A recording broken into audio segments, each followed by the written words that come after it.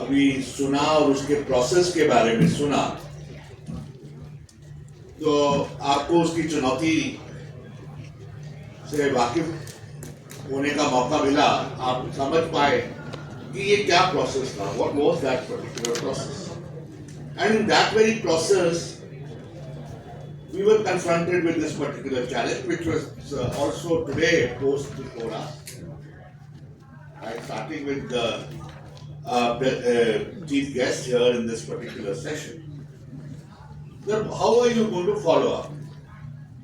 What is to be done? Okay, this assault is there. The state is the source of the assault.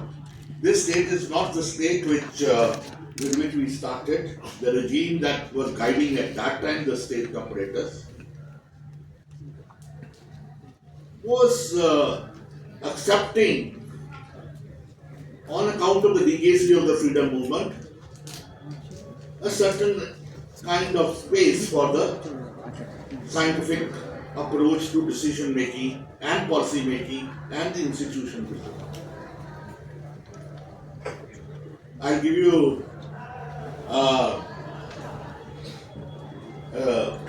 an anecdote in which both Raghu and myself were with in a panel with nobody less than the UGC chief, the current chief, Dr. Dinesh Abrol. He was Vice Chancellor at that time of Jawaharlal Nehru University. And both of us are associated with Jawaharlal Nehru University. And on that panel, he was the moderator, there was also the Vigyan Bharati General Secretary. The Indian Science Congress is not needed because Vigyan Bharati is doing the congresses, international congresses as well as national congresses. After we had spoken, both of us, myself and Raghu, Vigyan Bharati chief was invited and the moderator was also to speak. Vigyan Bharati chief was very clear that whatever both Dinesh and Raghu have said is acceptable to me. He didn't want to engage in any conversation with us. And it is recorded because it was held by Habitat Center. It's all on the internet, you can go and see it. He did not speak for more than 2 minutes or 3 minutes as far as. They are not trying to engage with us in any conversation or with even the public. They are imposing. They have the state power. The UGC chief, the current UGC chief, the Jagadish Kumar, said, I don't believe in reason and rationality. I have certain beliefs and I go by my beliefs. He was very clear. And he's the UGC chief, he was the Vice Chancellor of JNU, the way he treated JNU. JNU is a place which we built, in which there was an open climate of debate, discussion.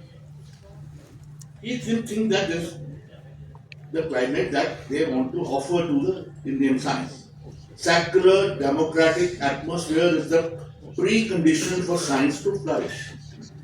Secular, democratic atmosphere was realized in this country on account of the freedom movement. Because that was the largest freedom movement which wanted to create a society, a progressive society, a society which would be decolonized. See, whatever colonialism impact was there, it would try to eradicate, and it did it with the help of scientific approach, scientific temper, and the science and technology. That was the commitment of the state at that time. Even the ruling classes, big business, were willing to say that we do not have that wherewithal. Let the state invest in public sector. Let the state invest in public sector institutions, including in higher education institutions. After a time, when the path got pursued, many of us are product of that period of 73, 74, 70, 69, when I think quite a few of you are there of our age group. This particular period saw privatization of engineering colleges, medical colleges. Today, Many of those particular are business. It was pointed out that when science, technology, engineering becomes business, that it is for profit. Or when bureaucracy thinks it is required for power by the state, that is how it guides it. And that is what we are today seeing. A challenge is that. There is another challenge as I see it as. If you see the national academies, all the three national academies in science, so many issues have come up time to time. They have not intervened. Whether it is environmental related issues, health related issues, that is not. So that's the context and in which we are saying, okay, where do we then derive our strength and resources?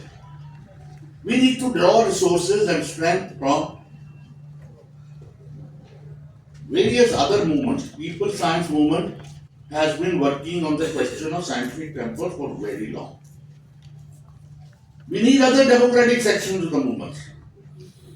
This is what we actually, when we were discussing with various people, the declaration saying this has to be a multi-pronged attack, multi-pronged approach to deal with the multi-dimensional problem as we see today, institutions having been captured, whether it is lawyers and judges, or whether it is policy makers and decision makers. So we will have to really mobilize strength from various other movements. Let the people science movement at least take the first step of adopting a resolution. Let it articulate what are those sources from where perspectives and ideas we can draw strength. So if you look at this particular resolution, that in that resolution there are four sources, I would say, on which we are trying to draw. Number one, we have had in our Indian cultural traditions, philosophical traditions, a source of reason. We saw Lokayata. Devi Prasad Chattopadhyay, who used to be in this city itself, has written hugely on that particular trend that India had very much within the past. We had origins of Buddhism here. People, Astics, Nastics, believers, all of them had place. Even modern interpretations of the religions were there. And Rabindranath Tagore, who does not know? Here, everybody knows better than me, at least I do not know as much as all you know about Rabindranath Tagore. He interpreted and looked for the universal truth in religions.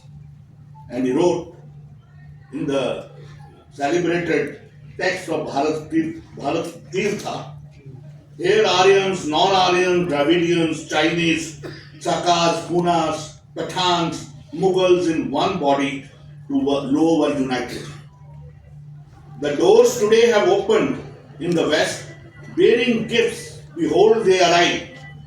All shall give and take, mingle and be mingled, in none shall depart dejected. That was the ethos of the people living on this side of the Indus. All shall, from the shore of the sea of Bharata's great humanity, Bharat today is being contraposed to India. Bharata evolved like a Hindustan.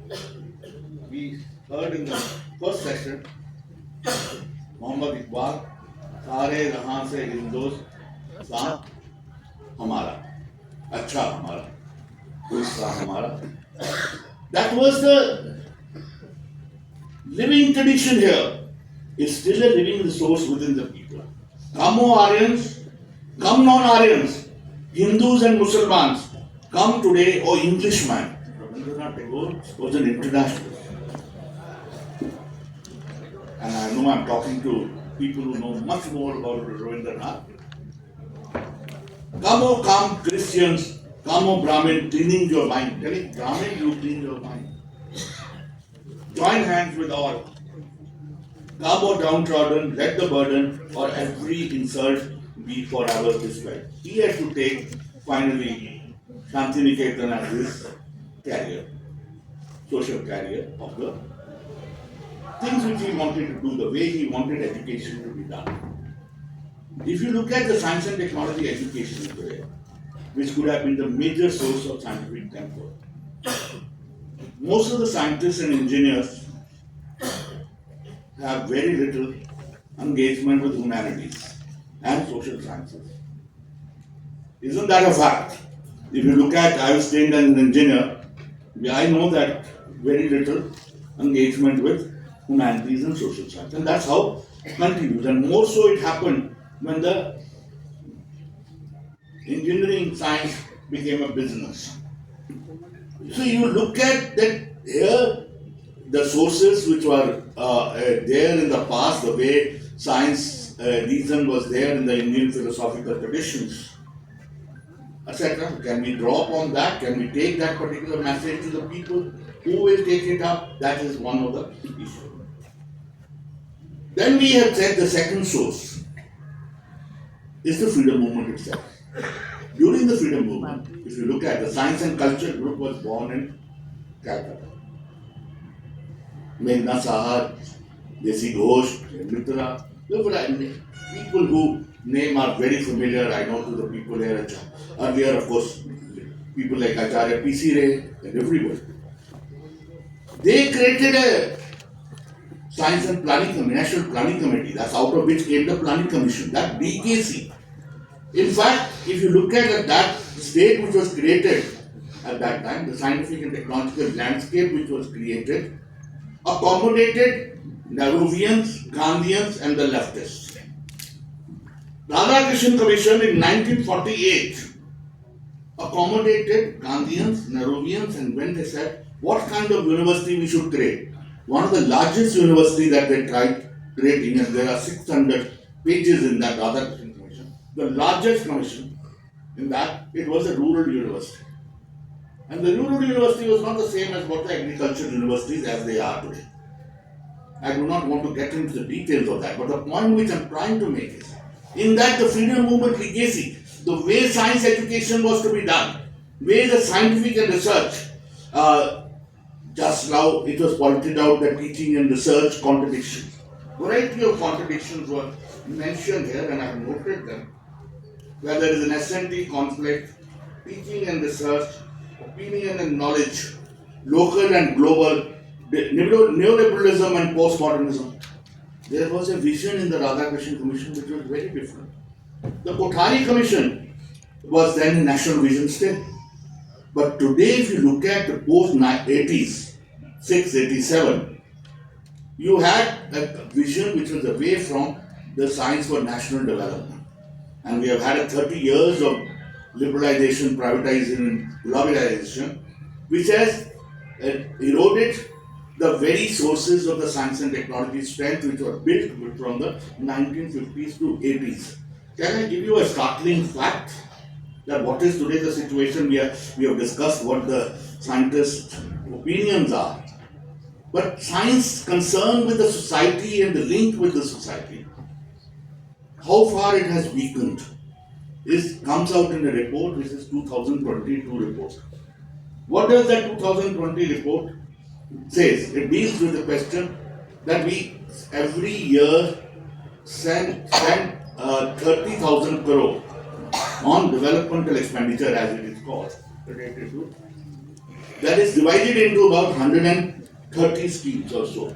Out of that, only 11 schemes which we are implementing for developmental has any R&D budget line or any R&D mandate. Much of our R&D and engineering manpower today, as I say, I earlier used to say one foot in India, other foot in Air India. They all used to go to Silicon Valley. Whether it happened to IITs, whether it happened to AIMS. Fortunately, Jadavpur and Calcutta were different. Even Delhi University, I found in one of the study which I have just come across, it sent one of the largest number of people to the diaspora. So you had that kind of situation, brain drain at that time. Today we have an internal brain drain. all the people are rushing to Bangalore, Gurugram, Noida, Hyderabad to join what? The Silicon Valley, the Genome Valley, and they're working for all US companies. 45% of the Indian R&D and engineering manpower today is geared to working for those countries and not for the nation. Our 130 scheme do not have the R&D support. When the science and society manpower is having such a disconnect with the thing, you can expect those people, they will treat careers as business. Whereas S&T was for Science and Culture Group, was not a business, it was a mission for transformation of the society, transformation of the nation. The nation that they wanted to be. These are sources precisely. Where is the third source which we can look for? The third source which we have indicated in this particular thing is itself in the various political tendencies, Nehruvians, Gandhians, and the left. They have articulated and advocated various paths. If you look at post-independent period experience reflection, people should be willing to use that experience and that reflection if we can bring out. Literature needs to be brought out, saying what has been our experience of implementation of science and technology. And precisely what I've just now described to you, when it has become, science has become a profit, it has become a business as a market, and what its consequences are. If we can bring it, then we say the pathway that is needed in order to reconnect the science and society out of that particular experience. And in that, I would say there is a great positive experience as well. While there were challenges and while there were negative points, we can bring that out, and we have brought out in some of our booklets and in Hamara Desh program. There are 10 booklets which we have brought out with details, etc. We have recently written on many more areas as far as is concerned. That convert literature can be utilized and can be discussed even with the people in national academies, even in the higher education institution, even in the research institution. The fourth one, our state was implementing capitalism. It had to come up, the protest movements. The protest movements came up, environmental movements came up, Narmada Bachao movement came up, trade union movement came up, and today is the farmers movement. You look at these sources of this strength, the Mount scientific idea, the temper that they are saying how agrarian crisis can be solved. They have recognized the enemy, the corporates. They have clearly recognized. And it had never happened as far as it's concerned. So this protest movement recognized market, the profit and the business. And they are wanting to reconnect science and technology to public purpose. Scientific approach to decision making will come up precisely. Like science and technology for public purpose came up through the freedom movement, you need a second freedom movement. And we have indicated in the resolution what possibly we can do to make our contribution to that very second freedom movement. We did it even after the 90s, and that's my last point. At that time, also, Rath Yatra had been taken out. It was stopped by Laluji in Bihar. But that, we tried stopping it through the literacy movement. Our work on continuing education movement. We had the support of even Ministry of Human Resource Development, National Committee on Science, Technology, Communication, NCSTC, which supported the BJVJ. 1987, it is 3 years before the 1991 reforms as far as it's concerned. That support is not going to come. No. That support is not there unless we are able to defeat this particular government, which I think we should.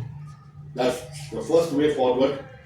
That's the first step that we want as far as it's concerned. And this resolution should be taken to the people in the coming 3 months, precisely for that particular reason. That this government has to be defeated, which is doing an assault on the scientific temper, and this resolution is a step forward to that. But at the same time, mobilize the women's movement, mobilize the trade union movement, mobilize the farmers movement, saying scientific temper agenda is as much your agenda. Finally, if in terms of what ESMs would like to solemnly affirm is the constitutional right, the integrity of the Article 51A. And we would also like to defend investments in science and technology, humanities and arts. Second one, the movements would see economic, social and ecological justice and work for the dignified livelihood of the Indian people, which is the last section in which is very much our missions have been stated. The third one, we continue to start with the work started by Dara Shikoh, Savitribai, Jyotibai Phule, Bhagat Singh, Ashfaqullah, Ambedkar, EMS, Savitribai Nehru. All these resources, icons, they contributed to the social movement, the freedom movement, and subsequent movement. And I think we draw inspiration from them and continue that. And finally, today the academic freedom is eroding in all the universities, in all the institutions. You know, Indian Council of Agriculture Research, Himanshu Pathak is the Director General of ICR. He used to deal with natural resources. I knew him. And he has issued a gag order to the pensioner saying you can't discuss GM mustard. So, gag order being issued, academic freedom open at private which existed, they are trying to erode it through the very institutions in which they have become heads. So, we would like scientific community to enjoy academic freedom, civil liberties and democratic rights. Our own president of Delhi Science Forum, Prabir Purkashta, is in jail for nothing else but saying farmers movement is articulating the correct agenda. The vaccines are actually, they need to follow a regulatory process. They need to have an evidence-based evaluation as far as this is concerned. He's in jail, and the struggle has to be shown that how acute this particular struggle is, how much tough also this struggle is going to be, is very, very clear. Finally, for this, we will collaborate with not only these 180 scientists or scholars, we will collaborate with people's movements as well as with teachers movement, joint forum of movements and education and various other movements, right to health, right to food movement, all these movements we will try to collaborate with. That is what we have stated in the last section of the resolution. So this resolution is now put forward for your endorsement and your suggestions and inputs are welcome. And lastly to say that please, even if you are not able to give suggestions here, you may not get that kind of time, please send the suggestions to us, because finally it's only action on the ground, be with engagement with the people or engagement with the rest of the sections, that will save India and actually, defend against the assault on scientific temper. Thank you very much.